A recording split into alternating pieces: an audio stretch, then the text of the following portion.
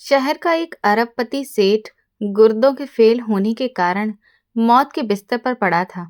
कोई भी उसे अपना गुर्दा देने को तैयार नहीं था। अस्पताल के बाहर बैठा एक कमजोर सा मजदूर चुपके से डॉक्टर के पास गया और उसने अपना गुर्दा देने की पेशकश कर दी। ऑपरेशन सफल हो गया। जब सेठ को होश आया तो उसने अपने जीवन दाता को बुलवाया। मजदूर कमरे में आया और जब उसने अपनी कमीज ऊपर उठाई तो उसके पेट पर एक पुराना पैदाइशी निशान था। उस निशान को देखते ही सेठ की चीख निकल गई। मेरा नाम अविनाश कुमार है और आज मैं एक बहुत बड़ा अमीर आदमी हूँ, लेकिन हमेशा से ऐसा नहीं था। एक समय था जब हमारे पास बहुत ज्यादा पैसा नहीं होता था, लेकिन उस दौर के हिसाब से हम ठीक ठाक खुशहाल थे। मेरे पिता इस दुनिया में नहीं रहे थे और मेरी माँ को समाज सेवा करने की आदत थी। पिताजी कमाते रहे और माँ समाज सेवा करती रही। अब भी माँ का वही स्वभाव था। मैं उन्हें कई बार समझाता कि इतना खर्च मत किया करो, लेकिन वो हमेशा मुस्कुराकर कहती कि दूसरों की मदद करना अच्छी बात होती है, इसलिए हमें भी दूसरों की मदद करनी चाहिए। मैं अक्सर सोचता था कि माँ की ये आदत थोड़ी अजीब है, लेकिन दिल में उनके लिए बहुत प्यार भी था। उन्हें दूसरों की मदद करके सच्ची खुशी मिलती थी। जब भी मैं उन्हें रोकने की कोशिश करता, वो बड़े सुकून से कहती, बेटा, अच्छे कर्म करते रहना चाहिए। एक दिन माँ ने बिना किसी से पूछे घर में एक औरत को काम पर रख लिया। उसके साथ उसका छोटा सा बेटा भी था, जो हर समय अपनी माँ के पीछे पीछे रहता था। उस औरत का नाम संगीता था। उसके चेहरे पर एक गहरी उदासी थी, लेकिन फिर भी वो हर काम पूरी लगन से करती थी। मैंने माँ से कहा, आजकल का समय बहुत खराब है। आप बिना पूछे किसी अजनबी औरत को घर में काम पर रख लेती हैं। पता नहीं ये कौन है, कैसी है, कहीं हमें कोई नुकसान न पहुंचा दे। हो सकता है इसकी कहानी सच ना हो। माँ ने बड़े ही धैर्य से कहा, बेटा, उसका पति उसे छोड़कर चला गया है और दूसरी शादी भी कर ली है। अब वो बेचारी कहाँ जाए, उसका कोई सहारा नहीं है, इसीलिए मैंने उसे यहाँ रख लिया। माँ ने आगे कहा, ये घर का काम करेगी और इसके बेटे को हम स्कूल में दाखिला भी दिला देंगे। इसका नाम विहान है। कितना प्यारा नाम है। मैंने कहा, नाम तो अच्छा है, लेकिन ये सब वही कहानी है जो उसने आपको सुनाई है। क्या पता सच्चाई कुछ और ही हो सकता है वो घर से भागी हो या कोई और वजह हो। माँ ने मुस्कुराकर कहा, मैं भी इसी समाज में रहती हूँ बेटा, इतना तो समझती ही हूँ कि कौन सच बोल रहा है और कौन झूठ। संगीता घर के सारे काम बड़ी मेहनत से करती थी। उसका बनाया हुआ खाना इतना साफ सुथरा और स्वादिष्ट होता कि खाने वाले का दिल खुश हो जाता। उसका बेटा बिहान भी बहुत प्यारा था। उसकी छोटी छोटी हरकतें कभी हंसा देती, कभी सोचने पर मजबूर कर देती। कभी वो चुपचाप एक कोने में बैठा रहता, कभी खेलता तो कभी अपनी माँ को बस देखता रहता। मुझे हैरानी होती थी, कितना छोटा बच्चा अपनी माँ से कितना जुड़ा हुआ है। उसकी हर हरकत में उसकी मासूमियत और माँ के लिए प्यार साफ झलकता था। मैं अक्सर संगीता को देखता और सोचता कि कैसे एक माँ और उसका बच्चा अपनी छोटी सी दुनिया में एक दूसरे के साथ खुश हैं। उन्हीं दिनों मेरी शादी की उम्र भी हो गई थी। मैंने माँ से कहा कि अब मेरे लिए कोई अच्छी सी लड़की देख लें। माँ ने मुस्कुराते हुए कहा कि वो जल्दी ही इस बारे में सोचेंगी। कुछ ही दिनों के बाद माँ ने मेरे सामने एक लड़की का जिक्र किया। मेरा मकसद साफ था कि मेरे पास इन सब चीजों के लिए बिल्कुल भी वक्त नहीं था। मैं उन लोगों में से नहीं था जिन्हें आसानी से किसी से प्यार हो जाता है। मुझे हमेशा लगता था कि जो लोग दूसरों से मोहब्बत करते हैं वो खुद से उतना प्यार नहीं करते, और मुझे खुद से बहुत ज्यादा प्यार था। मैंने सोचा कि माँ मेरे लिए कोई सीधी सादी समझदार लड़की ढूंढ लेगी। बाकी मेरी जिंदगी में लड़कियों का आना जाना तो चलता ही रहेगा, लेकिन एक पत्नी होगी जो घर संभालेगी और समाज में मेरी इज्जत भी बनी रहेगी। लोग मुझे एक जिम्मेदार और शादीशुदा इंसान समझेंगे। माँ ने भी कहा कि ठीक है बेटा, मैं तेरे लिए ऐसी लड़की ढूंढूंगी जो अच्छी हो, अच्छा खाना बनाती हो, संस्कारी हो, खूबसूरत हो और घर को अच्छे से संभाल सके। मैंने भी साफ कह दिया कि जैसा आपको ठीक लगे। आप वैसी ही लड़की मेरे लिए पसंद कर लीजिए, बस देखने में अच्छी होनी चाहिए। माँ ने हाँ में हाँ सिर हिला दिया और मैंने पूरी जिम्मेदारी उन पर ही छोड़ दी। लेकिन मुझे बिल्कुल भी अंदाजा नहीं था कि माँ जिस लड़की को मेरे लिए पसंद करेंगी, वो मेरे हिसाब से बिल्कुल भी सही नहीं होगी। कुछ दिन बाद माँ ने अचानक कहा कि तुम संगीता से ही शादी कर लो। ये सुनकर मैं हैरान रह गया। मैंने चौंक कर कहा, आपने इस औरत को सड़क से उठाकर घर में काम पर रख लिया और अभी तक हमें ये भी नहीं पता है कि ये किस तरह की औरत है, इसका क्या चरित्र है, इसका परिवार कौन है, इसके माँ बाप कौन है, इसका कोई अता पता भी है या नहीं, कहीं ये किसी गलत जगह से तो नहीं आई, और इसका ये बेटा बिहान, कहीं वो भी। मैंने बात अधूरी छोड़ दी, लेकिन मेरा इशारा साफ था। मैंने गुस्से में कहा, और आप चाहती हैं कि मैं इसे इस घर की बहू बना लूं, अपनी पत्नी बना लूं? माँ ने बहुत ही शांति से मेरी तरफ देखा और बोली, वो बहुत अच्छी लड़की है, 1 साल से हमारे घर में है, मैं उसे अच्छे से जानती हूँ। वो मेहनती है, साफ दिल की है, घर संभालना जानती है, खाना भी बहुत अच्छा बनाती है और देखने में भी सुंदर है। आखिर और क्या चाहिए? माँ की बात सुनकर मुझे अंदर ही अंदर गुस्सा भी आ रहा था और हैरानी भी हो रही थी। मैंने मन ही मन सोचा कि शायद अब माँ की सोच बदल गई है, उम्र का असर है। लोग कहते हैं कि 60 साल के बाद इंसान थोड़ा अलग सोचने लगता है। शायद माँ के साथ भी वही हो रहा है। मैंने उन्हें समझाने की कोशिश की, लेकिन ज्यादा बहस नहीं की, बस साफ शब्दों में मना कर दिया कि मैं ये शादी कभी नहीं करूंगा। मेरे दिल में एक अजीब सी बेचैनी थी, शक और डर दोनों साथ साथ थे। मैं कैसे किसी ऐसी औरत को अपनी पत्नी बना सकता था जिसके बारे में मैं कुछ भी नहीं जानता, जिसकी पूरी जिंदगी मेरे सामने एक राज की तरह छुपी हुई थी। मेरे दिमाग में एक के बाद एक सवाल उठ रहे थे और मुझे लगने लगा था कि शायद माँ का फैसला उतना सीधा नहीं है जितना वो दिखा रही हैं। लेकिन फिर भी मैंने तय कर लिया था कि मैं इस बात को यहीं रोक दूंगा, क्योंकि ये मेरी जिंदगी का फैसला था और इसे लेने का हक भी मेरा ही था। उस समय मोबाइल फोन का इतना चलन नहीं था, लेकिन जिसके पास मोबाइल होता था उसे बहुत अमीर समझा जाता था। मैंने भी अपने एक दोस्त के जरिए विदेश से एक मोबाइल मंगवाया था। वो फोन बहुत कीमती और नाजुक था। मैं उसे हाथ में लेकर बड़े ही शौक से जा रहा था कि अचानक मेरी टक्कर विहान से हो गई और मैं सीधे जमीन पर गिर पड़ा। मेरा फोन भी हाथ से छूटकर गिरा और बुरी तरह से टूट गया। एक नजर में ही समझ आ गया था कि अब ये ठीक होने वाला नहीं है। मुझे इतना गुस्सा आया कि मैंने गुस्से में बिहान को जोर से धक्का दे दिया। वो दूर जाकर जमीन पर गिरा। उस समय मुझे ये भी समझ नहीं आया कि उसे कितनी चोट लगी है। तभी संगीता जोर जोर से चिल्लाने लगी। उसकी चीखें पूरे घर में गूंजने लगीं। मेरी माँ भी दौड़ती हुई आई और उन्होंने तुरंत विहान को उठाया। हम सब उसे लेकर अस्पताल पहुंचे। बाद में पता चला कि उसे काफी चोट लगी है। उसके पेट पर गहरा घाव हो गया था। माँ ने मुझसे नाराज होकर कहा, जमीन पर कोई नुकीली चीज पड़ी थी जो उसे लग गई, लेकिन तुमने उसे इतनी जोर से क्यों धक्का दिया? मैंने गुस्से में कहा, उसने मेरा बहुत नुकसान कर दिया। मेरा 4,000 रुपए का फोन था। आज के समय में 4,000 रुपए कुछ नहीं होते, लेकिन उस वक्त 4,000 रुपए का फोन होना बहुत बड़ी बात थी। माँ ने गुस्से और दुख से कहा, वो सिर्फ एक चीज थी और तुमने एक इंसान को इतनी बड़ी तकलीफ दे दी। तुम्हें जरा भी शर्म नहीं आई? उनकी बातों ने मुझे और चिढ़ा दिया। उन्होंने मुझे बहुत डांटा और मुझे ऐसा लगने लगा जैसे वो मेरी माँ नहीं बल्कि विहान की तरफदारी कर रही हैं। गुस्से में मैंने भी हद पार कर दी और कह दिया, ये दौलत मेरे पिता ने कमाई थी और अब मैं कमा रहा हूँ।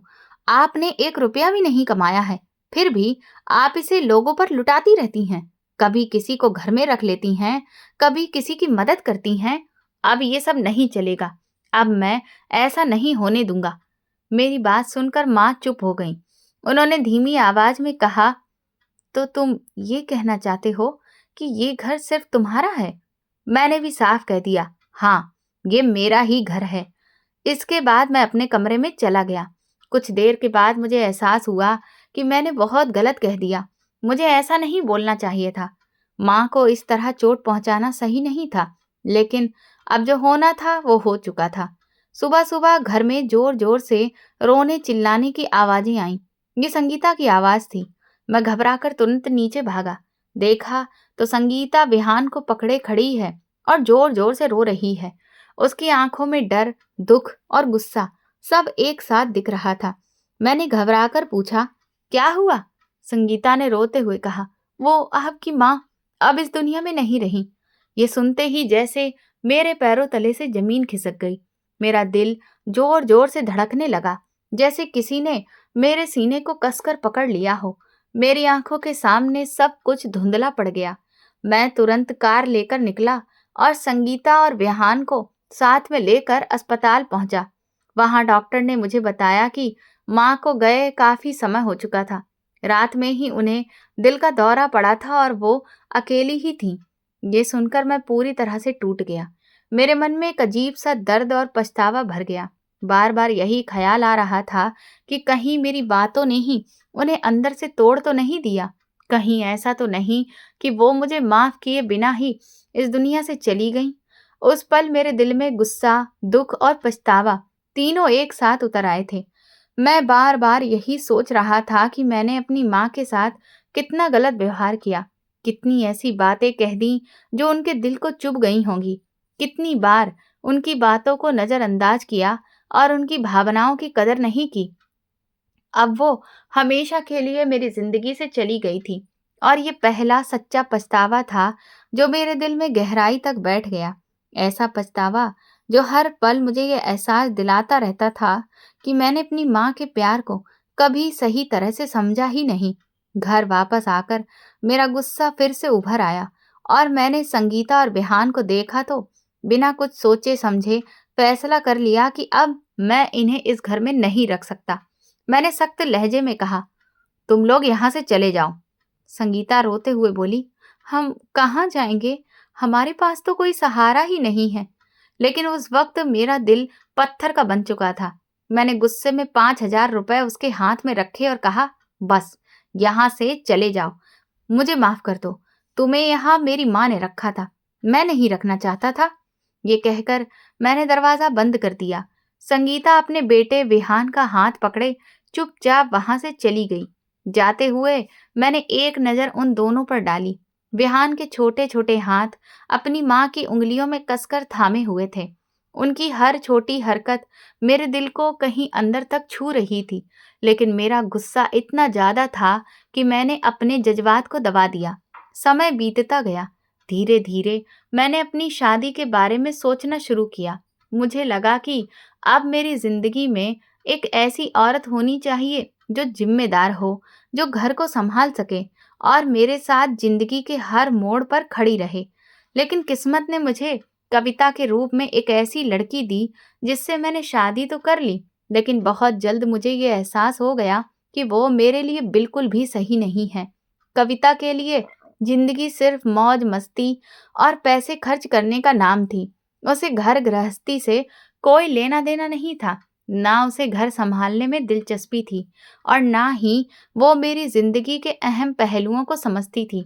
उसका रवैया धीरे धीरे मुझे ये महसूस कराने लगा कि मैंने अपनी जिंदगी का एक और गलत फैसला कर लिया है। अक्सर मैं सोचता था कि अगर मैंने गुस्से में आकर संगीता और विहान को घर से ना निकाला होता तो शायद आज सब कुछ अलग होता। शायद विहान का बचपन खुशियों में बीतता और संगीता मेरी जिंदगी का एक अहम हिस्सा बन चुकी होती। लेकिन मैंने उस वक्त अपने गुस्से और अहंकार में आकर जो फैसला किया, उसका पछतावा अब हमेशा मेरे साथ रहने वाला था। ये पछतावा हर पल मुझे ये याद दिलाता था कि भावनाओं में बहकर लिए गए फैसले कितने खतरनाक हो सकते हैं। और जब मुझे कविता के अफेयर्स के बारे में पता चला तो मेरे अंदर का गुस्सा एक बार फिर से भड़क उठा, पहले से भी ज्यादा खतरनाक रूप में। मैंने खुद से कहा, मैं तो एक मर्द हूँ, अपनी जिंदगी के फैसले खुद ले सकता हूँ, लेकिन कोई औरत ऐसा कैसे कर सकती है? उसका ये व्यवहार मेरे भरोसे और मेरी इज्जत के खिलाफ था। गुस्से में आकर मैंने कविता को तलाक दे दिया और अपनी जिंदगी से हमेशा के लिए निकाल दिया। उसके बाद मैं पूरी तरह से अकेला रह गया। मेरे अंदर एक खालीपन पैदा हो गया था जिसे कोई भी भर नहीं सकता था। हर दिन मैं अपने बीते हुए फैसलों के बारे में सोचता रहता, खासकर उस दिन के बारे में जब मैंने गुस्से में आकर संगीता और बेहान को घर से निकाल दिया था। ये पछतावा बार बार मेरे दिल में उठता और मुझे अंदर से तोड़ता रहता। मुझे महसूस होने लगा था कि मेरी जिंदगी में जो फैसले मैंने गुस्से और अहंकार में लिए वही आज मुझे डराते हैं। मैंने अपनी माँ को बिना मनाए, बिना माफी मांगे इस दुनिया से जाने दिया और उसी गुस्से में संगीता और विहान को भी अपने घर से निकाल दिया। फिर जल्दबाजी में कविता से शादी की, जो मेरे लिए एक और गलत फैसला साबित हुआ। अब हर कदम पर मैं यही सोचता था कि काश वक्त वापस आ जाए तो मैं सब कुछ अलग तरीके से करता। लेकिन ये पछतावा अब मेरे अंदर एक ऐसे दाग की तरह बस गया था जो कभी मिट नहीं सकता था। अक्सर मैं अकेले बैठकर सोचता कि अगर माँ के जाने के बाद मैंने अपने गुस्से पर काबू पा लिया होता तो शायद आज संगीता और विहान मेरी जिंदगी का हिस्सा होते। विहान का बचपन खुशियों में बीतता और मेरा घर भी आबाद रहता। लेकिन मैंने अपने गुस्से और जिद में आकर सब कुछ खत्म कर दिया। अब यह पछतावा मेरे दिल में एक ऐसे जख्म की तरह रह गया था जो कभी भरता ही नहीं था। मुझे लगता था कि मेरी कहानी यहीं खत्म हो चुकी है और यही मेरा अंजाम है, अकेलापन। समय के साथ मेरा कारोबार बहुत बढ़ गया। मैं पहले लखपति था, फिर करोड़पति बना और धीरे धीरे अरबपति बन गया। इस दौरान मेरी जिंदगी में एक और औरत आई जिससे मैंने शादी की और उससे मेरी एक बेटी भी हुई। लेकिन मेरा स्वभाव नहीं बदला। कुछ समय बाद मैंने उसे भी तलाक दे दिया। हाँ, अपनी बेटी के खर्चे के लिए मैं हर महीने पैसे भेजता था, लेकिन सच ये था कि मैंने उसे कभी देखा तक नहीं था। उसकी शक्ल भी मुझे ठीक से याद नहीं थी।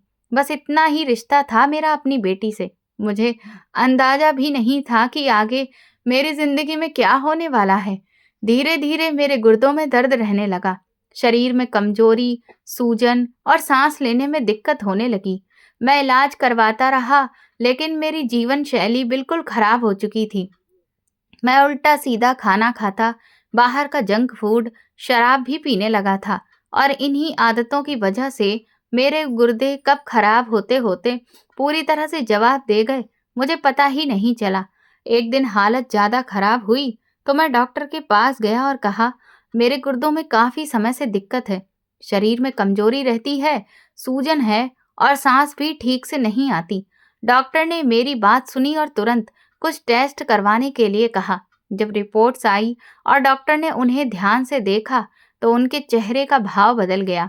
फिर डॉक्टर ने मुझे अपने सामने बिठाया और बहुत ही गंभीर आवाज में कहा, आपके गुर्दों में सिर्फ हल्की फुल्की दिक्कत नहीं है, बल्कि आपके दोनों गुर्दे लगभग फेल हो चुके हैं।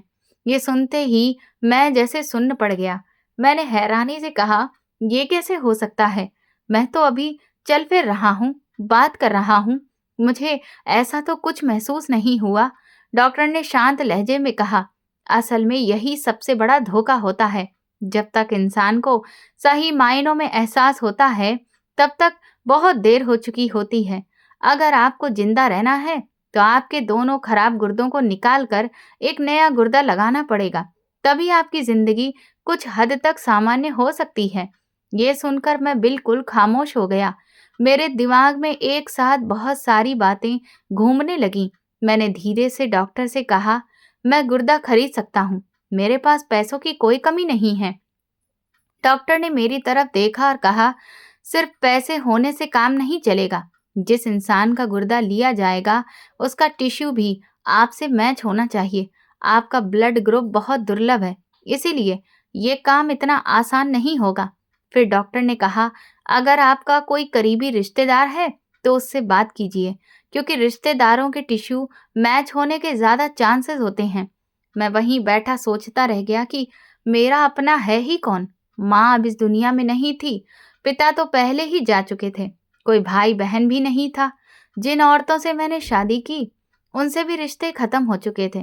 तभी अचानक मेरे दिमाग में ख्याल आया कि मेरी एक बेटी है, मेरी अपनी बेटी, शायद उसका ब्लड ग्रुप भी मेरे जैसा हो। मुझे लगा शायद यही एक रास्ता बचा है। मैं अपनी दूसरी पत्नी के पास गया, जिससे मैंने शादी की थी और बाद में तलाक दे दिया था। मैंने उससे जाकर कहा, मुझे तुमसे एक बहुत ज़रूरी बात करनी है। मेरी ज़िंदगी का सवाल है। उसने मुझे ध्यान से देखा और ठंडी आवाज़ में पूछा, तुम्हें अपनी बेटी की शक्ल याद है? वो कैसी दिखती है? उसका रंग कैसा है? उसकी आंखें? उसके बाल कैसे हैं? मैं बिल्कुल चुप हो गया, क्योंकि सच यही था कि मुझे कुछ भी याद नहीं था। मैंने धीमे से कहा, नहीं। वो हल्की सी कड़वाहट के साथ बोली, तुम्हें बस इतना पता है कि तुम्हारी एक बेटी है और आज तुम उसके पास गुर्दा लेने आए हो। तुमने उसकी माँ को तलाक दे दिया, हर महीने पैसे भेजते हो और उसे एहसान समझते हो। अब वो पैसे भी मत भेजना। मैं कभी अपनी बेटी को इस हालत में नहीं डालूंगी कि वो अपनी जान जोखिम में डालकर तुम्हें गुर्दा दे। ऐसे इंसान के लिए जिसने उसे कभी देखा तक नहीं। उसकी हर बात मेरे दिल में गहराई तक उतरती चली गई। मैं वहां खड़ा कुछ बोल नहीं पाया। मुझे समझ आ गया था कि यहाँ से मुझे सिर्फ इनकार ही मिलेगा और आखिरकार उसने साफ मना कर दिया। मैं चुपचाप वहां से वापस आ गया। जब मैं फिर से डॉक्टर के पास पहुंचा तो उन्होंने साफ कहा, अगर जल्दी ही आपको आपके लिए सही गुर्दा नहीं मिला तो आपकी हालत बहुत गंभीर हो सकती है। अब मेरे सामने सिर्फ एक सच्चाई खड़ी थी। मेरे पास सब कुछ होते हुए भी मेरे पास कोई भी अपना नहीं था और शायद अब समय भी बहुत कम बचा था। डॉक्टर ने मुझे साफ शब्दों में कहा कि अगर हालत ऐसे ही बिगड़ती रही तो आपको वेंटिलेटर पर डालना पड़ सकता है। उस वक्त मैं अस्पताल के बिस्तर पर पड़ा था और मेरी हालत हर दिन खराब होती जा रही थी। शरीर में बिल्कुल ताकत नहीं बची थी। सांस लेना मुश्किल हो गया था। हर सांस जैसे सीने पर बोझ बनकर आ रही थी।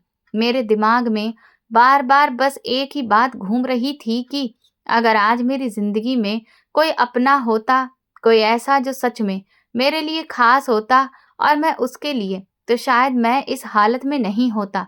मेरी जिंदगी में बहुत लोग आए, बहुत लोग गए, लेकिन मैंने कभी किसी को अपना नहीं बनाया और आज उसी का नतीजा कि मैं अकेले भुगत रहा था। मैंने डॉक्टर से एक दिन कहा, मेरे पास इतना पैसा है, क्या मेरी जान नहीं बच सकती? डॉक्टर ने मेरी तरफ देखा और बहुत सादगी से कहा, कौन कहता है कि पैसे से जान बचती है और कौन कहता है कि पैसे से जिंदगी खरीदी जा सकती है? बहुत से ऐसे लोग हैं जिनके पास बेहिसाब पैसा होता है, लेकिन आखिरी फैसला न पैसा करता है और ना ही इंसान की मेहनत।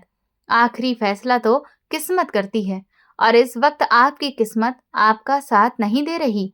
मैंने कमजोर आवाज में पूछा, डॉक्टर साहब, ये किस्मत कैसे बदलती है? डॉक्टर ने कहा, मेहनत से, सच्ची कोशिश से और सबसे बढ़कर कर्मों से। जब इंसान दूसरों की मदद करता है, उनके लिए कुछ अच्छा करता है, तो वो दिल से भला चाहता है और कई बार वही भलाई इंसान की किस्मत को बदल देती है। अगर कोई मुसीबत लिखी भी हो तो वो भी टल जाती है।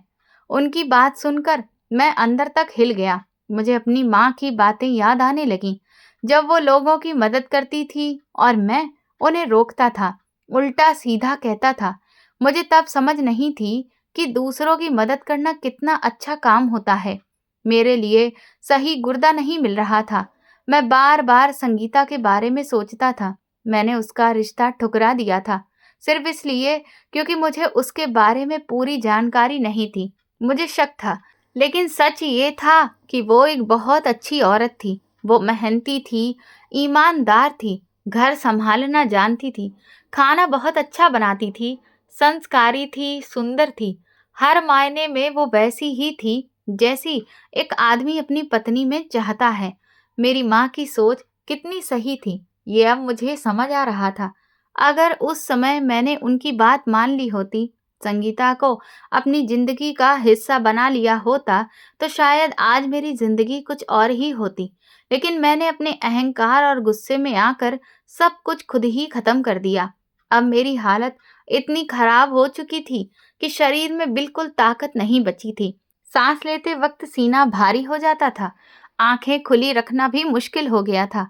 हर पल ऐसा लगता था जैसे जिंदगी धीरे-धीरे मेरे हाथों से फिसल रही है और मैं कुछ भी नहीं कर पा रहा हूँ। डॉक्टर रोज आता, मेरी हालत देखता, रिपोर्ट चेक करता और फिर चुपचाप चला जाता। एक दिन उसने साफ-साफ कह दिया, अगर आप किसी बड़े देश के अस्पताल में चले जाएं, तो शायद वहां जाकर आपका इलाज हो सकता है। लेकिन उसी वक्त उसने खुद ही ये भी कह दिया कि आप इतनी लंबी यात्रा कर ही नहीं सकते। आपकी हालत इस लायक नहीं है कि आप सफर सहन कर पाएं। ये सुनकर मेरे अंदर जो थोड़ी बहुत उम्मीद बची थी, वो भी टूट गई। मेरे हाथ में हर वक्त ड्रिप लगी रहती थी। बाजू इतने सूज चुके थे कि सुइयां बार-बार बदलनी पड़ती थीं। शरीर एक ही जगह पर लेटे-लेटे दर्द से टूट चुका था। मैं जब भी आंखें खोलता तो सामने वही अस्पताल का कमरा दिखाई देता। सफेद दीवारें, खामोश मशीनें और उनकी बीप बीप की आवाज, जो हर पल ये याद दिलाती रहती थी कि मैं अभी जिंदा हूँ। मैं आसपास के कमरों की तरफ देखता था। वहां दूसरे मरीज भी भर्ती थे, लेकिन उनके साथ उनके अपने लोग थे। कोई कुर्सी पर बैठा था, कोई बिस्तर के पास खड़ा था, कोई पूरी रात जाग कर अपने मरीज के सिरहाने बैठा रहता था। कोई पानी पिला रहा था, कोई कंबल ठीक कर रहा था, कोई हंसी मजाक करके माहौल हल्का कर रहा था, तो कोई हौसला दे रहा था। और मैं उस बड़े से वीआईपी कमरे में बिल्कुल अकेला पड़ा था। मेरे पास नर्सेस थीं जो समय पर दवाइयां देकर चली जाती थीं। डॉक्टर था जो बार-बार आकर मेरी फाइल देखता था और इलाज करता था। मेरा ख्याल रखा जा रहा था, लेकिन मेरे पास कोई अपना नहीं था। कोई ऐसा नहीं जो मेरे पास बैठकर दो बातें ही कर ले, जो बस ये ही पूछ ले कि कैसा महसूस हो रहा है। मैं बोर हो रहा था, लेकिन ये सिर्फ बोरियत नहीं थी। ये एक अजीब सा खालीपन था जो मुझे अंदर से खा रहा था। मेरी हालत ऐसी नहीं थी कि मैं टीवी देख सकूं या मोबाइल चला सकूं। आंखें ज्यादा देर तक खुली नहीं रहती थीं। सिर भारी हो जाता था।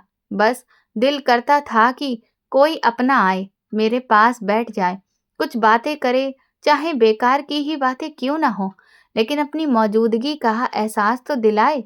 कभी-कभी मैं आंखें बंद करके सिर्फ आवाजों से अंदाजा लगाने की कोशिश करता कि दिन है या रात, लेकिन समझ नहीं आता था। वक्त जैसे थम सा गया था। मुझे ये भी याद नहीं रहता था कि मैं यहाँ कितने दिनों से पड़ा हूँ। हर दिन एक जैसा लगता था, हर रात एक जैसी। बस ड्रिप बदलती थी, नर्स आती थी, डॉक्टर आता था और फिर वही खामोशी चारों तरफ फैल जाती थी। इस खामोशी में मुझे अपनी सांसों की आवाज सुनाई देती थी, दिल की धड़कन सुनाई देती थी। कभी-कभी दूसरे कमरों से किसी के रोने या बात करने की आवाज आती थी, लेकिन वो आवाजें मुझे सुकून नहीं देती थीं, बल्कि और ज्यादा अकेला कर देती थीं, क्योंकि मुझे वो याद दिलाती थीं कि हर किसी के पास कोई ना कोई है और मेरे पास कोई भी नहीं। मैं छत को घूरता रहता और सोचता कि अगर कोई अपना होता तो शायद ये बिस्तर इतना भारी ना लगता, ये कमरा इतना सूना ना लगता, ये वक्त इतना लंबा ना लगता। लेकिन यहाँ सिर्फ मैं था, मशीनों की आवाज थी और एक लंबी गहरी खामोशी थी जो धीरे धीरे मेरे अंदर उतरती जा रही थी। फिर एक दिन अचानक मेरी हालत बहुत ज्यादा बिगड़ गई। शरीर में जैसे जान ही नहीं बची थी। सांस टूट टूट कर आ रही थी, जैसे हर सांस आखिरी हो। और मुझे महसूस होने लगा था कि शायद अब मेरा वक्त सच में खत्म होने वाला है। सीना पूरी तरह से भारी हो चुका था। आंखों के आगे सब कुछ घूम रहा था। डॉक्टर बार-बार आकर मेरा ब्लड प्रेशर चेक कर रहा था। नर्सें ड्रिप बदल रही थीं और मुझे बस यही दिलासा दिया जा रहा था कि सब ठीक हो जाएगा। लेकिन मेरे दिल के अंदर एक अजीब सा डर बैठ गया था। मुझे साफ महसूस हो रहा था कि शायद आज मेरा आखिरी दिन है। मैं मन ही मन सोच रहा था कि जिस इंसान के गुर्दे जवाब दे दें, उसकी जिंदगी भी जैसे खत्म हो जाती है। न शरीर में ताकत बचती है, न मन में सुकून और ना ही भविष्य की कोई उम्मीद। ये दवाइयाँ, ये मशीनें और ये ड्रिप्स आखिर कब तक मुझे जिंदा रख पाएंगी? हर सांस के साथ ऐसा लग रहा था जैसे कि मैं थोड़ा थोड़ा खत्म हो रहा हूँ। मेरे सामने अंधेरा छाने लगा था। कमरा धीरे धीरे धुंधला पड़ रहा था। मशीनों की आवाजें भी दूर होती जा रही थीं। मुझे महसूस हुआ कि मैं बेहोश होने वाला हूँ। उसी पल मेरे मन में ख्याल आया कि शायद अब सब खत्म हो गया, शायद मैं मर रहा हूँ और अब मेरी आंखें दोबारा नहीं खुलेंगी। मैंने आखिरी बार उस कमरे को देखा, वही फीकी सफेद दीवारें, वो अकेली सी जगह, अस्पताल की छत, सब कुछ जैसे आखिरी बार मेरी आंखों में बस रहा था। मैंने मन ही मन कहा, शायद अब मैं इन्हें दोबारा कभी नहीं देख पाऊंगा। और फिर मुझे कुछ याद ही नहीं रहा। जब मेरी आंखें दोबारा खुली तो मैं उसी कमरे में था, लेकिन सब कुछ बदला हुआ था। मेरे शरीर से पहले से ज्यादा मशीनें जुड़ी हुई थीं। तारें, नलियां, ड्रिप्स, सब कुछ बढ़ गया था। शरीर में इतनी कमजोरी थी कि हिलने की भी ताकत नहीं थी। ऐसा लग रहा था जैसे हालत पहले से भी ज्यादा खराब है। लेकिन एक अजीब बात ये थी कि अंदर से मैं पहले से बेहतर महसूस कर रहा था। सांस पहले से हल्की लग रही थी। दिल का बोझ कुछ कम हो गया था। मैंने धीरे धीरे आंखें घुमाई और खुद को होश में रखने की कोशिश की। थोड़ी देर बाद डॉक्टर मेरे पास आया। उसके चेहरे पर एक हल्की सी मुस्कान थी जो मैंने पहले कभी नहीं देखी थी। मैंने बहुत धीमी आवाज में कहा, लगता है मुझे आखिरी झटका लगा था, लेकिन फिर भी मेरी आंख खुल गई। अब पता नहीं आगे क्या होगा। डॉक्टर मुस्कुराया और बोला, नहीं, यह आखिरी झटका नहीं था। आपका ऑपरेशन सफल हो गया है। आपको होश थोड़ी देर से आया क्योंकि आपकी हालत बहुत नाजुक थी, लेकिन अब सब ठीक है। मैं हैरान रह गया। मैंने कमजोर आवाज में पूछा, आप मजाक तो नहीं कर रहे? डॉक्टर ने कहा, नहीं, मैं बिल्कुल मजाक नहीं कर रहा। आप खुद महसूस कीजिए, आपको कैसा लग रहा है? मैंने आंखें बंद करके अपने शरीर को महसूस किया और फिर धीरे से कहा, मुझे मुझे पहले से बेहतर लग रहा है। डॉक्टर ने संतोष से कहा, बस यही सबसे बड़ी बात है। आपका गुर्दा ट्रांसप्लांट हो चुका है और ऑपरेशन पूरी तरह सफल रहा है। अब आपको कुछ दिन साइड रूम में रखा जाएगा, फिर आप घर जा सकेंगे। आप अब खतरे से बाहर हैं। ये सुनते ही मेरी आंखों में आंसू आ गए, क्योंकि मुझे लगा था कि मेरी जिंदगी यहीं खत्म हो जाएगी। लेकिन शायद भगवान ने मुझे एक और मौका दे दिया था, एक नई जिंदगी, शायद अपने पुराने गुनाहों और गलतियों को सुधारने का एक आखिरी मौका। मैंने दिल ही दिल में भगवान का शुक्र अदा किया। फिर मैंने डॉक्टर की तरफ देखा और पूछा, ये सब कैसे हुआ? डॉक्टर ने गहरी सांस लेते हुए बताया कि हमारे अस्पताल के बाहर काफी समय से एक भिखारी बैठता था। वो वहीं भीख मांगता रहता था। उसकी शक्ल सूरत बहुत साधारण थी। लोग उसे देखकर अक्सर नजरअंदाज कर देते थे, लेकिन अस्पताल के लोग उसे पहचानते थे और कभी कभार उसे कुछ दे भी देते थे। वो कभी किसी से बहस नहीं करता था, चुपचाप एक कोने में बैठा रहता था। दिन भर सड़क किनारे बैठा रहता, कभी किसी का शुक्रिया भी नहीं कहता, बस हल्का सा इशारा कर देता था। डॉक्टर ने बताया कि एक दिन वो भिखारी अस्पताल के बाहर खड़ा था और उसी वक्त मैं फोन पर किसी से आपके गुर्दे के बारे में बात कर रहा था। मैं पूछ रहा था कि क्या कोई तरीका है, कोई डॉक्टर है जो मदद कर सके। तभी उस भिखारी ने मेरी पूरी बात सुन ली। उसने अचानक मुझसे पूछा कि क्या वो मरीज इसी अस्पताल में भर्ती है। मैंने कहा, हाँ, वो यहीं पर है। ये सुनकर भिखारी ने कहा कि मैं अपना गुर्दा देना चाहता हूँ, मैं उसे दान करना चाहता हूँ। डॉक्टर ने कहा कि पहले तो मुझे बहुत हैरानी हुई। मैंने उसे समझाया कि ये इतना आसान नहीं है, इसके लिए कई शर्तें होती हैं। ब्लड ग्रुप और टिश्यू का मिलना जरूरी होता है। लेकिन उसकी नीयत इतनी सच्ची थी कि उसने बार बार आग्रह किया। फिर हमने उसके टेस्ट करवाए और हैरानी की बात ये थी कि उसके सारे टेस्ट आपसे पूरी तरह से मेल भी खा गए। उसका ब्लड ग्रुप, टिश्यू, सब कुछ बिल्कुल सही था। ऐसा लग रहा था जैसे कि वो इंसान आपके लिए ही बना हो। डॉक्टर ने कहा कि ये सच में किसी चमत्कार से कम नहीं था। शायद उसकी सच्ची नीयत और दिल के साफ होने का ही असर था कि सब कुछ इतना परफेक्ट हो गया। डॉक्टर ने बताया कि हमने उसे समझाया कि ये ऑपरेशन उसके लिए भी जोखिम भरा हो सकता है, उसे तकलीफ होगी, लेकिन उसने बिना किसी हिचक के कहा, मुझे कोई परेशानी नहीं है, मैं तैयार हूँ। फिर ऑपरेशन किया गया और क्योंकि वो जवान और मजबूत था, इसीलिए वो जल्दी ठीक भी हो गया। ये सब सुनकर मेरे दिल में एक अजीब सा एहसास पैदा हुआ। हैरानी, सुकून और कृतज्ञता सब एक साथ। मुझे यकीन ही नहीं हो रहा था कि एक अजनबी इंसान ने अपनी जान की परवाह किए बिना मेरी जान बचा ली। मैंने तुरंत डॉक्टर से कहा, वो कौन है? मैं उससे मिलना चाहता हूँ। मैं उसका शुक्रिया अदा करना चाहता हूँ। डॉक्टर मुस्कुराया और बोला, वो आपका जीवन दाता है, जिसने आपको नई जिंदगी दी है। क्यों नहीं, मैं उसे बुला लेता हूँ। ये कहकर डॉक्टर बाहर चले गए। जब वो उस भिखारी के पास पहुंचे और उससे कहा कि मरीज आपसे मिलना चाहता है, तभी उस भिखारी ने एक पल के लिए चुप होकर सिर झुका लिया, जैसे वो किसी गहरी सोच में डूब गया हो। फिर उस भिखारी ने साफ इनकार कर दिया। उसका इनकार किसी घमंड की वजह से नहीं था, बल्कि वो कुछ डरा सहमा सा लग रहा था, जैसे किसी पुराने जख्म को फिर से छूने से डरता हो। मैंने डॉक्टर से कहा कि फिर भी उसे एक बार मेरे पास जरूर लाएं, मैं उससे मिलना चाहता हूँ।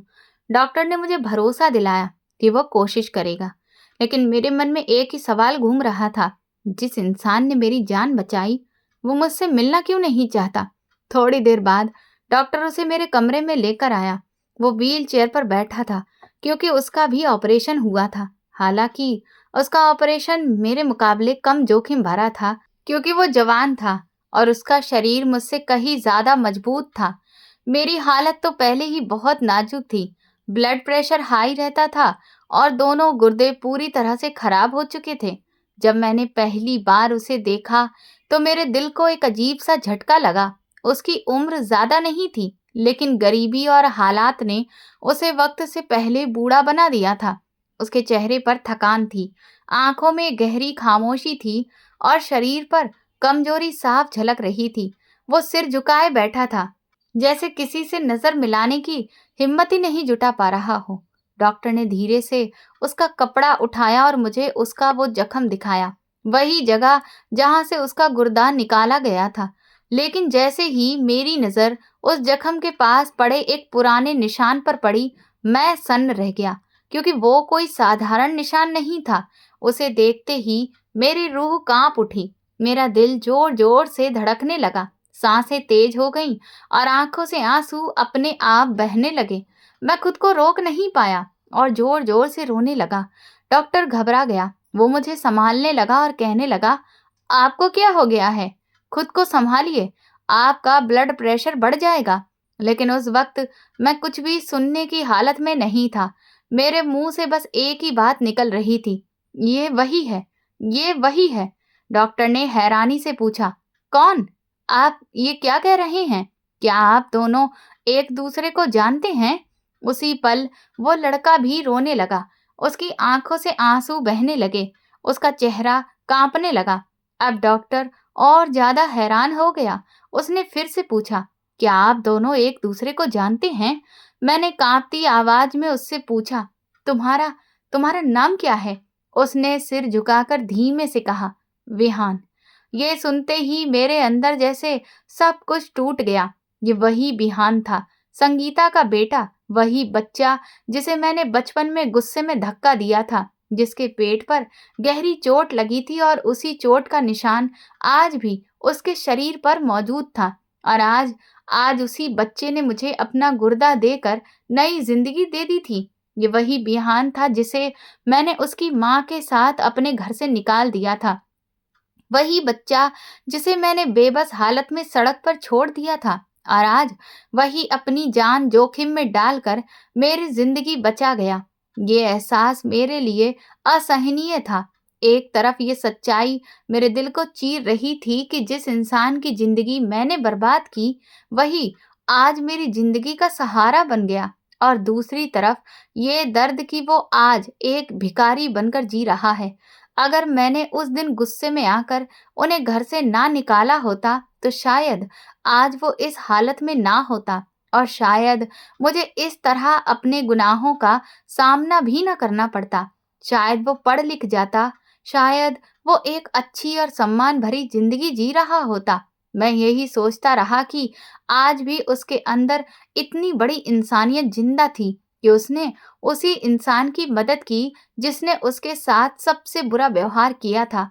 मैंने तो उसकी जिंदगी अंधेरे में धकेल दी थी, लेकिन उसने मेरे लिए रोशनी का रास्ता चुना। ये सब सोचकर मेरी हालत और ज्यादा खराब हो गई। दिल तेजी से धड़कने लगा, सांसें टूटने लगीं और मैं दोबारा बेहोश हो गया। जब मुझे होश आया तो मैंने डॉक्टर को पूरी सच्चाई बता दी।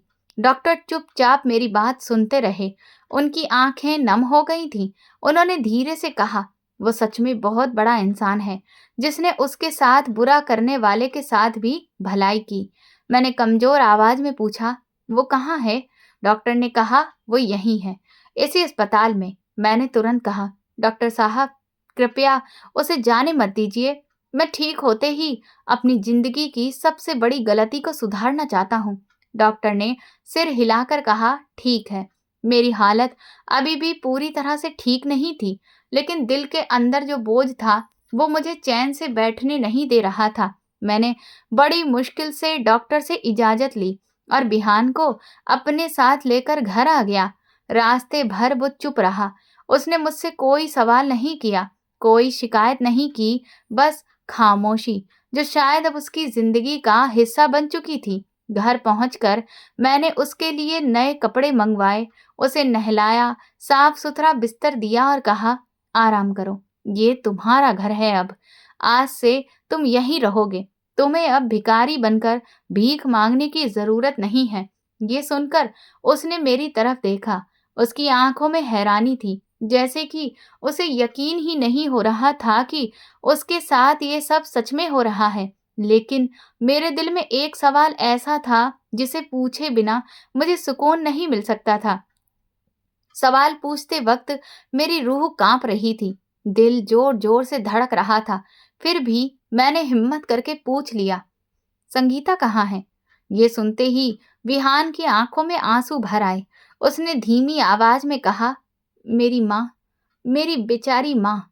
उसने पूरी जिंदगी मेरा ख्याल रखा, मेरे लिए अपनी जवानी कुर्बान कर दी, लेकिन मैं सिर्फ 10 साल का था जब वो इस दुनिया से चली गई। ये सुनकर मेरा दिल जैसे किसी ने कसकर पकड़ लिया हो। मैंने घबराकर पूछा, क्या हुआ था उसे? विहान ने बताया, वो बहुत मेहनत करती थी, मजदूरी करती थी, भारी सामान उठाती थी, लोगों के घरों में काम करती थी। एक दिन काम करते हुए अचानक उसके सीने में तेज दर्द हुआ। किसी को समझ नहीं आया कि क्या हो रहा है। समय पर उसे अस्पताल नहीं ले जाया जा सका और वो वहीं चल बसी। ये सुनकर मेरे अंदर सब कुछ टूट गया। संगीता, जो अपनी जवानी में ही इस दुनिया से चली गई, और उस वक्त बेहान सिर्फ 10 साल का था। उसके बाद वो बच्चा क्या करता, कहाँ जाता?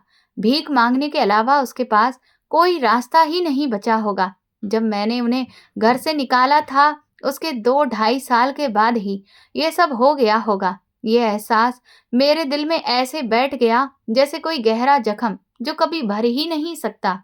मैंने विहान की तरफ देखा और कांपती हुई आवाज में कहा, मुझे माफ कर दो, मुझसे बहुत बड़ी गलती हो गई थी।